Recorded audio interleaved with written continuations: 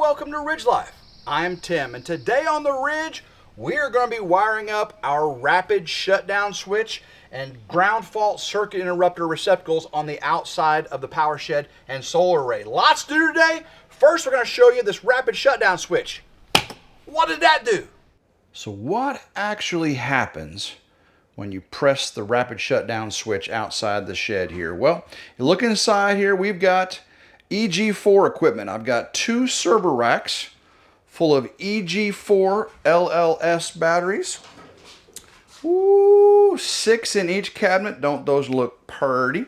And then over here I got three, count them, three 6000 XP inverters. Now, I've got total of 6 solar strings, 2 to each one, 48 panels in total.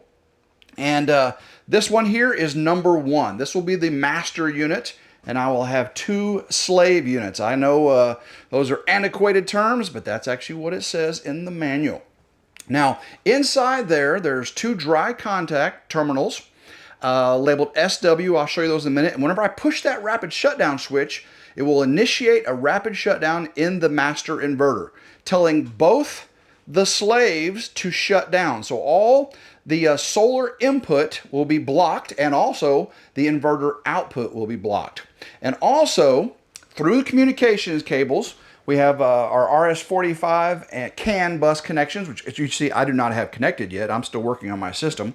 It will initiate a rapid shutdown of all the batteries as well, tripping the DC output breaker, killing all the 48 volts to the DC bus. So there'll be no voltage on the DC bus, no AC output, and also the solar input will be disconnected as well here in the power shed.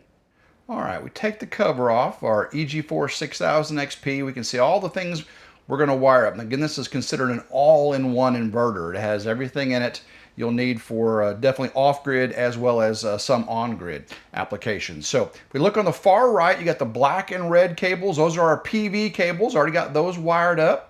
The white with blue handle breakers right there. We've got the generator on the right, grid on the middle, and load on the left. Now we will be wiring load up. That's going to be the one we will be doing eventually. We're not going to be using the grid at all. We are 100% off grid, and eventually I'll have a generator connection. Now just below it, you can see the neutral bar and the ground bar. I have one ground wire wound there. You can't really see it behind the red and black ones right now.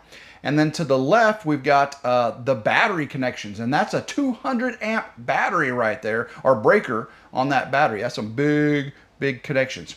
And on the far left, we can see that's where our battery comms and inverter parallel RJ45 Cat6 cable connections are going to be for communications. And then what we're going to be working on today are these little green and orange terminals right here. So let's zoom in a little closer and see what those are. All right, looking at the little label plate just below the terminals, we can see what their functions are. On the very bottom left, we've got some normally open, normally closed dry port connections. The manual will tell you what you can use those for. And just to the right of that, we have our generator remote start-stop connections. That's where you're going to wire in that to start and stop your generator remotely. And then on the far right, where you see RSD power, rapid shutdown power, that's where we're wiring today, right? Nope. That would be for a external remote rapid shutdown powered device, which this inverter can control. But that's not what we're using. We're using a dry contact rapid shutdown switch, so we're using the SW terminals right there. SW, that is a normally open contact. Now I'll get into more about normally open, normally closed here in a little bit. But first, some important information about these terminals. These terminals are finicky. Very, very finicky. So if you push the orange down, it opens up, allowing the wire to go inside. And if you're using stranded wire, I really like using ferrules. I don't know if you can see the ferrules there. I like using crimped ferrules. Hex crimped ferrules are the best. So I tried it with a 16 gauge, just to give you an example here. So 16 gauge, let's try 16 gauge. Put that in. That's hard to even fit a 16 gauge in there, and it just slides right out. Then we do 18 gauge, slides right out, okay? So let's do 20 gauge. 20 gauge slides right out. seriously guys, 22 gauge. 22 gauge, let's see if I can get it all the way in there. And it holds. Okay, so 22, if you're using ferrules, 22 is about as large as you want to go. The bigger the number, the smaller. So I wouldn't go a lower number than 22, which would be a bigger wire. So 22. Now what I'm going to use today is some Cat 6 cable, right? And I'm going to use 22 ferrules on Cat 6 cable. So I'll give you an example of how this works. I'll use it on the SW, which we're going to be using today. I just push in, slide it in, let go, and it grips well. Let's get the wire pushed up through the conduit, the cable trough up. Let's see if I can get it. There it is. So close right there. There we go. Got it. All right, so now just got to strip a little back the jacket. Get that jacket off there. Whoop. I think I'm going to use the blue and white pair here. Blue and white, or blue and white with blue. Get these separated. There we go. Now they're twisted pair for noise reduction, but not really have an issue here too much. I will be running these cables with AC, however, so you do have to be a little bit careful. So let's see, get the 22. Yeah, I'll just pull it back here just a little bit. Come on, don't break it. This is some skinny stuff. All right, one more time. There we go. Come on, goodness gracious. There we go. Got it off there, and then the same thing for the blue. Almost need to get some better strippers here, don't I? There we go. All right, now I can put my ferrules on. All right, so I've got my box of ferrules here. Now, guys, you should get yourself a box of these ferrules. They are helpful for all kinds of. It's just so much better to use ferrules. And then I've got this really nice Klein tool hex crimper too. If I can think about it, I'll put links in the video and down in the description for some of these tools I use, because they are very helpful. And not a paid sponsorship either, by the way, guys. All right, so we got the 22 gauge. I like to go till it sticks out right near the end. Right near the end there, okay. Get my hex crimper. And this is good for down to 22. Make sure I don't go too far right there. Right there. Crimp, perfect. All right. Let's get another white one. Again, I didn't, 20 and above size-wise would not work. Just too big. All right. And these will work just perfectly. All right, perfect. All right, so now I can get these up in there. I'm going to clean up this cable first. I'm going to cut these wires off and put a little tape around the end. Got that cut off all pretty. Put just a little bit of red tape around there. And you can use any color tape you want. I'm just using red to make it look nice and pretty. There we go. All right, so now I can get these wires in the terminals. All right, these are not polarity sensitive. So the fourth one over, 1, 2, 3, 4. Just slide the blue one in all the way, let go. And I need to do the same thing to the white one. Slide it in, let go. And now both of those are in tight. Now, let's run this to the back where my lower voltage stuff is. Now my batteries are actually up to 460 volts. I know it's DC, so there's no problem with induction with DC. There's no circulating or alternating currents.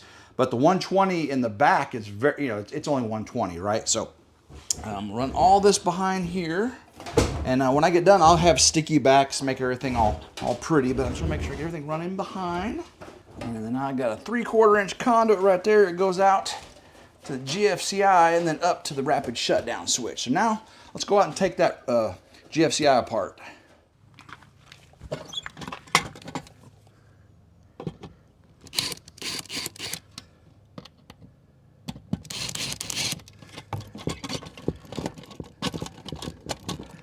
Come on, it's a little bit more. There we go. Set that down. And let's see if we can fish our wire. There we go. We got it through. Get this cover off here.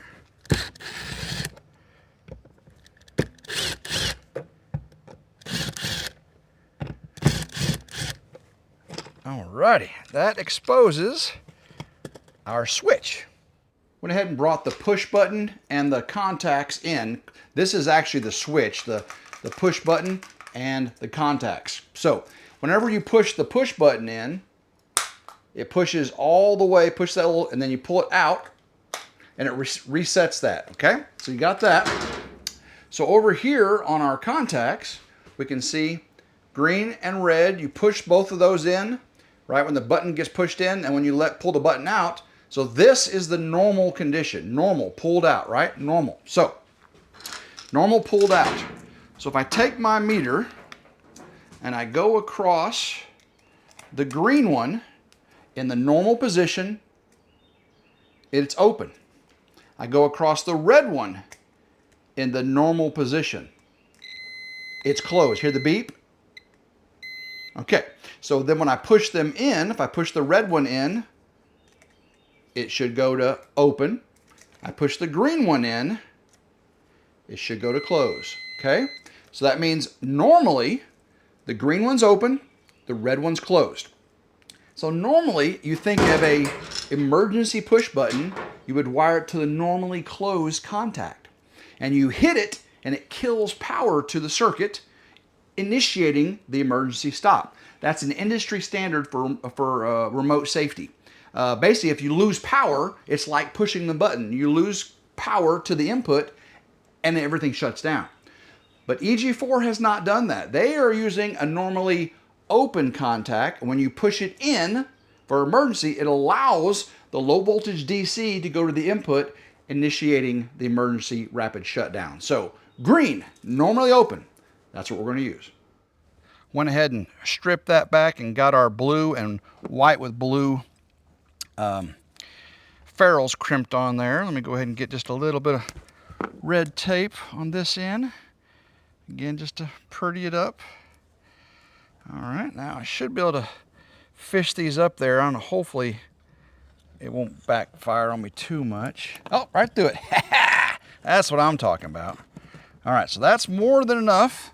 Let me just get my contacts here and we'll start, we'll wire these up real quick. Again, normally open. Again, we're wiring it to normally open the green. So I'll just get one side on here. Tighten this one up. There we go. Do the same thing on this side. Make sure that's tight. All right, now, toot, toot, toot. That should be good. We just got to push this. Let's see, it goes in sideways like this. And that just pops in place. Come on, Tim, let's see. Pops in right there. Perfect, okay? I just got to push this out of the way a little bit right there. And now the cover should be able to go on. Make sure I get it lined up right. And then when I push it, it should, let's see, this don't do this way. There we go. Actuate, I can feel it. I can feel it. See how it's pushing see, there we go, like that. That works perfectly. So we can test it at the inverter itself. Back on.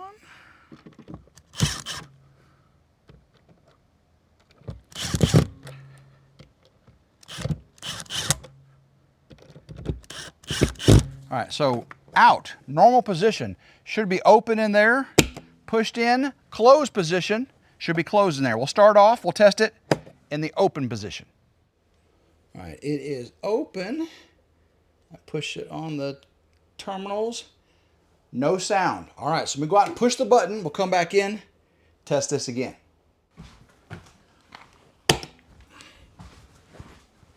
Now it should be closed. Let's see. There we go. It works. There is a lot more to the rapid shutdown as far as programming, all kinds of external things, watching it happen. So I'm not quite ready for that yet. I'm still in the process of wiring and setting my system up. whenever I get to it, I will definitely have a video on setup and operation of the Rapid Shutdown. As a matter of fact, if you want more details, you should be watching over there on Ridge Life's reviews and how-tos. Eventually, I'll have step-by-step and individual videos on that channel with all these individual items. Right here on Ridge Life, of course, I just get it all done. Speaking of get it all done, we still got to wire up the GFCI on the outside of the shed and also the one on the center column for the solar array. So let's get to work. Before we can install our GFCI receptacle out here, and of course the other receptacle at the solar array, we've got to run our 12 gauge black, white, and green from our 200 amp panel.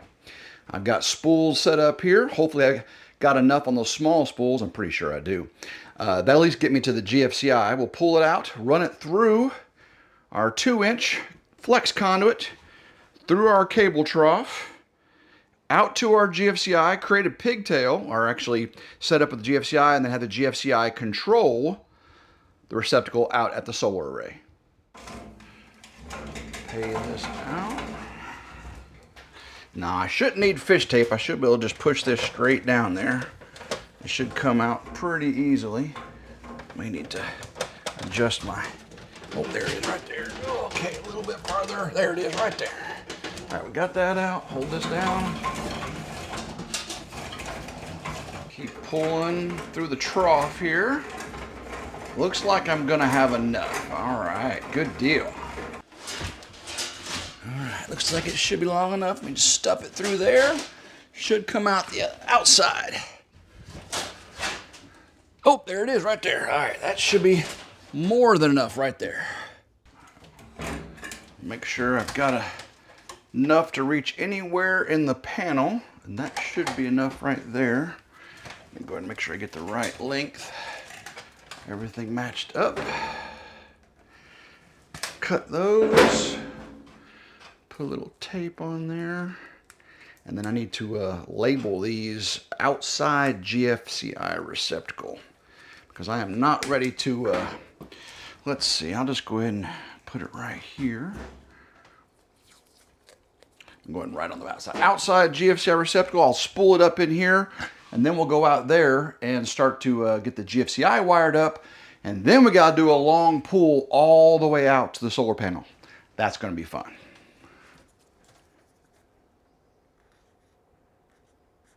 All right, so I like about 6 inches for a pigtail to stick out. Always want to leave enough that comes out of the panel.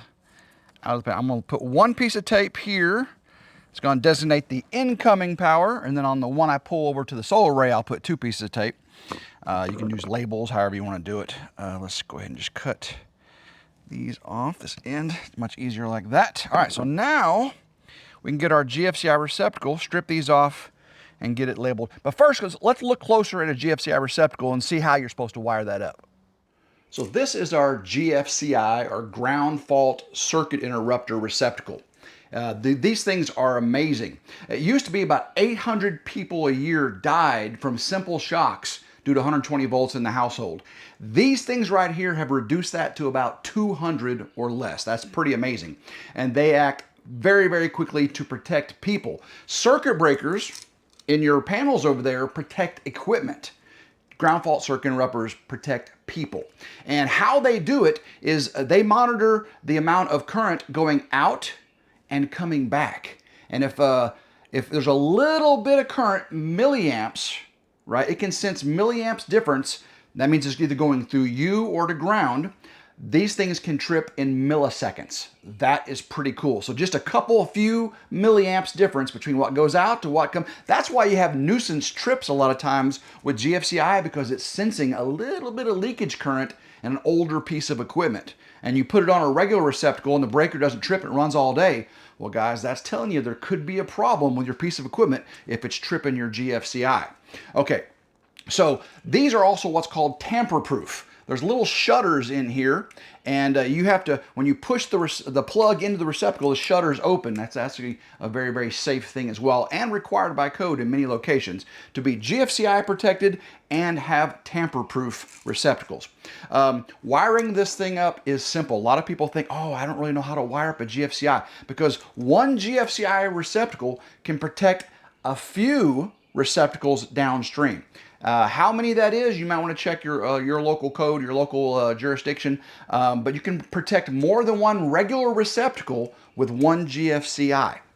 Okay, so what you do, on the back, you'll see the load and the line. Okay, so you put your black wire, your hot, on this brass connection for the line, and your white wire, your neutral, on this silver terminal for the line. So line and neutral down here on the bottom, and then the load, everything that's protected downstream will be wired here on these load terminals, right? Again, brass for black and silver for white, hot and neutral. Ground right there, and you gotta definitely make sure you put your ground connection on this device. And if you're using a metal box, make sure you put the ground to the metal box as well. You gotta ground those metal boxes. I'm using all PVC, so you will not see me do that here. So what happens is, when that difference in current going in, difference in current going out, it will trip it.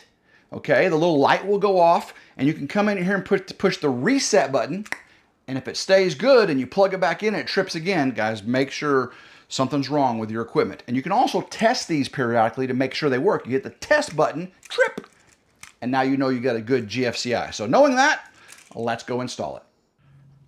First thing I'll do, strip back, and we'll crimp on a spade. I like using spades. This is stranded wire. If you're using Romex in a house, it'd be solid. And then you just create a little loop, clockwise loop, put the screw in. But when you got stranded wire, it's always best to give it a good crimp. So let's do that. Let's give it a good crimp. There we go. And so I can go ahead and put that on the lug. Get that on there. Let me screw that out just a little bit so it fits. Okay. We can flip it over upside down, makes it fit a little bit better. Get in there, get in there. Hard to get up under the hole there. There we go, we got it. All right, so that's all the way engaged. Tighten that. There we go. Is that gonna fit good? There we go. Make sure it's tight. That's actually the hardest part of this job. And then do a little bit for the neutral and the hot. And then I got these really nice receptacles. If I didn't have the kind I can put behind the plate, if it was solid, I could do the little bend, right?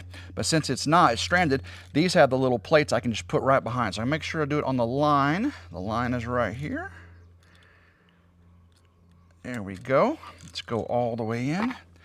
Tighten this down. And there's a lot of debate on whether you should put the ground up or down. I think GFCI's really settle that, because with the ground up, you can read load and line, right? If I put ground down, it's upside down. Okay, that's just my way of proving my point. But oops, I guess I didn't have that tight and it slid out there. Sorry about that. Get back under there. You gotta make sure there's no strands hanging out. And you don't want to pinch the insulation either. That would be bad. Don't want to pinch the insulation. You want all the force to be down on the copper. Okay, so get that under there. Again, slide it right in, just like that. Sorry about the exposure here, guys. I got that sun moving behind me. There we go. That's what happens when you work outside. Okay, so now we've got our line, our ground. Now we got to start pulling the wire all the way out to the other receptacle that's non-GFCI. We'll be protected by this one, and then we can get it wired up here and out there. All right, so we're going to pull through that box I've got open, through the trench, right, all the way over to this receptacle on this center column right here. And this receptacle, again, I told you, is not a GFCI. It's just a regular tamper-proof 20 amp receptacle. But you see that sticker on there? I put that sticker on there to show the inspector or anybody else that this circuit is GFCI protected. That is, you need to make sure you do that. That way everyone knows that any external circuits that are not actual GFCIs themselves are GFCI protected. So I just got to open up that conduit right there, and we should be able to start that long pull from way over there. All right, we got to run our fish tape down the conduit, and we got to go all the way to that big box over there. This may take a minute. I'll be right back.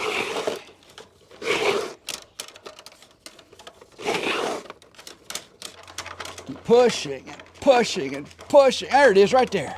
All right, so now I just got to tie my wires to that as it poked out. All right, so now I've already got my wires on a spool holder, and they should just pay off into here after I tie them to there and pull right down through.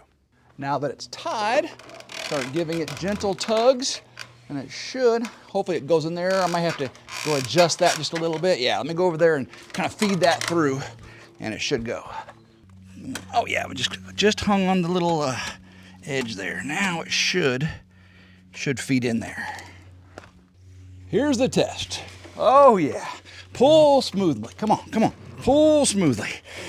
Keep going, keep going, keep going. Oh my gosh, this is gonna take a little while. All right guys, we'll be right back. All right, we made it through. That wasn't too bad at all. All right, so I gotta get enough to go into there.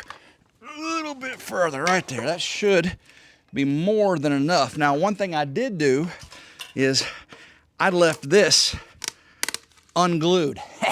So now I got to just fish it up through there and into there. I got lucky there, didn't I?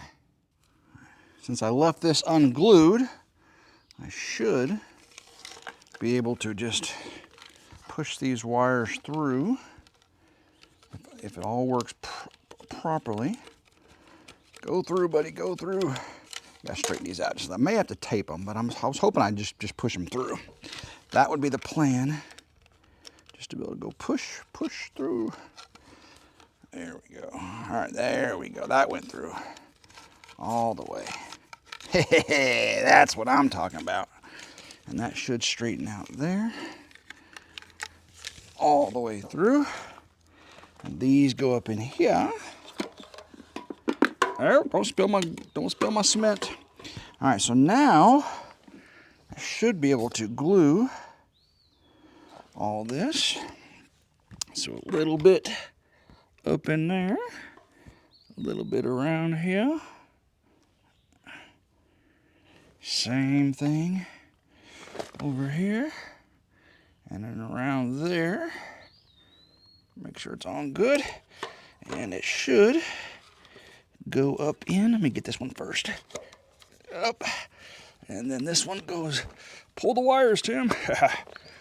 And in there. And that's that. Excellent. All the way up in there and all the way down there. Excellent. All right, I got the conduit cover back on. I got these cut out about 6 inches. Some of you are asking maybe why I didn't pigtail over there and pigtail here. Well, if it's a direct wire, right? If it goes in and terminates, or if it goes in and comes out the other one, I usually don't pigtail. But if I'm going to have a receptacle, another receptacle, another receptacle, I'll use wire nuts and pigtail shorter wires inside. That way the jumpers don't happen on the receptacle. They happen inside the wire nut, inside the box. But since there's no wire, since there's no jumpers like that, I don't have to do that. So that is a good thing. Let's go ahead and get these stripped back. We're getting close to being done. I still have to pull the wires up to the other receptacle, but you know, of course, famous last words, that shouldn't be too difficult, right? Ha ha ha ha. We'll see, we'll see. All right, so let's get this crimp on here. Ground wire. Come on now, get it tight. There we go. And receptacle. Same thing as before. It's probably going to be, oh, this one's a little bit different. This one's easy. Easy peasy, chocolate squeezy. Let's get that one. This one didn't have the lip sticking up like the other one did, where it made my fork a little bit off. I gotta make sure I keep it pushed against there though. There we go. Keep it pushed and tighten up. Okay, that's good. All right, so just like before, these have the little holes, which is nice. Again, if you don't have the holes, you're gonna have to put either a spade or a fork on there, or have solid and just put the little clockwise loop. Okay, so black is brass. And doesn't matter which one I put them on, they're jumpered right there. That makes it really easy. So I use like to go farthest away from the ground as possible. Oh, I gotta loosen this up first. Gotta loosen it up first. Okay, so black to brass. Get it right under there, push it all the way in. Tighten, tighten. There we go, good. Same thing on the silver side. Make sure I go all the way away. Get it away there. Push it in. It goes all the way up to the insulation, but not on the insulation. Yeah, right there. Okay. Tighten. And then I told you before, I like doing the ground up. And then here's that sticker again that says GFCI outlet protected, or protected outlet. There we go, right there. So now I can just get this. Put this back on. I like doing it this way. Just push it on there. And then once I get this on, all I gotta do is screw that right on there. So let me right back and I'll show you the end result here. There we go, that looks pretty good. Got the cover on the conduit there. Open this up and we can see everything's nice and labeled, secured. All right, let's go down there and see if we can run the wires and, to the actual GFCI. All right, so I need to make sure I get enough that will reach inside, up the panel, and back. So I definitely don't want to shortchange this. I'm thinking that right there is just fine. All right, put a little tape on here.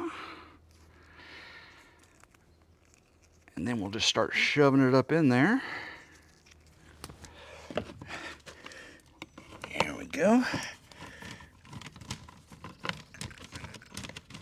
All right, I'll meet you on the inside. All right, there's those. Get it pulled in. And I should just be able to stuff this and have it come back outside by the receptacle.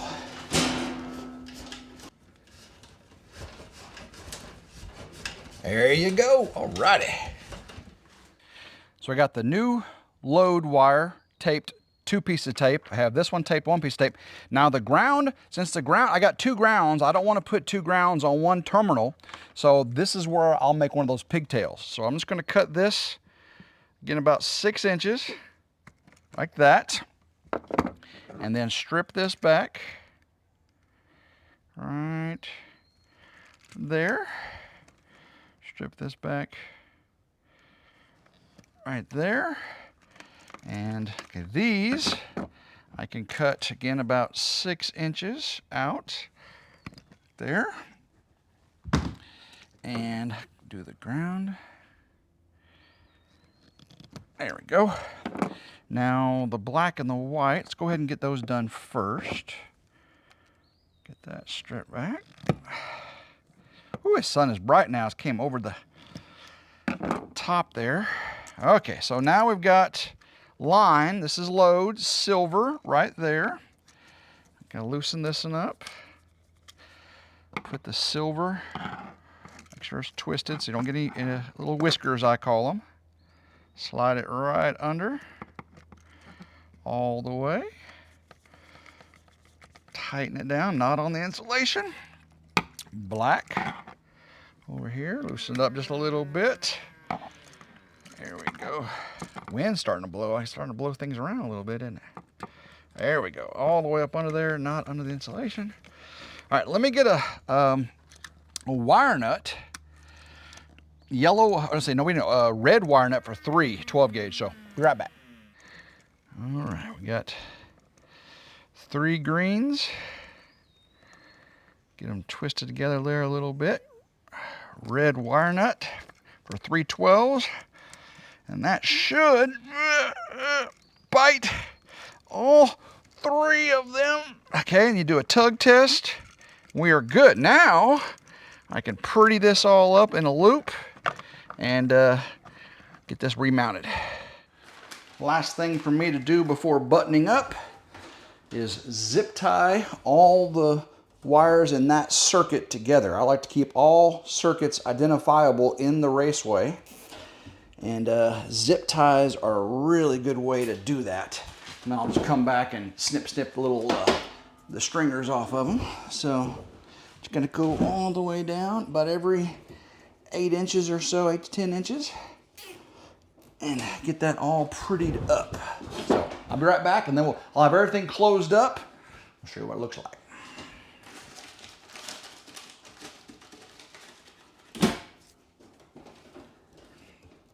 All right, everything is all zip tied.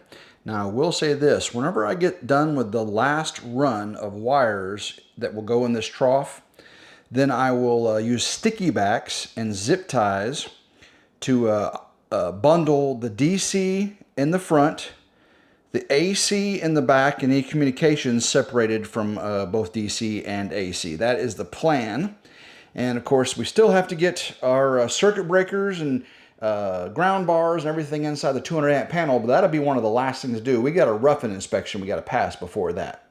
Hopefully you enjoyed today's video of watching us get our rapid shutdown switch installed on our EG4 6000 XP. We also got that GFCI receptacle and downstream receptacle installed. So if you want to see them in operation, you got to make sure you subscribe to Ridge Life and hit that notification bell right down there to be notified anytime a new video comes out on one of our channels. Guys, if you want to know a little bit more about the individual components or processes, you want to make sure you're subscribed to Ridge Life's Reviews and How-Tos. That's another channel where I go deeper into the specifications. Today on Ridge Life, it's just about getting it installed. So guys, I love every single one of you and hope everyone has a blessed day, and go Ridge Life. Woo!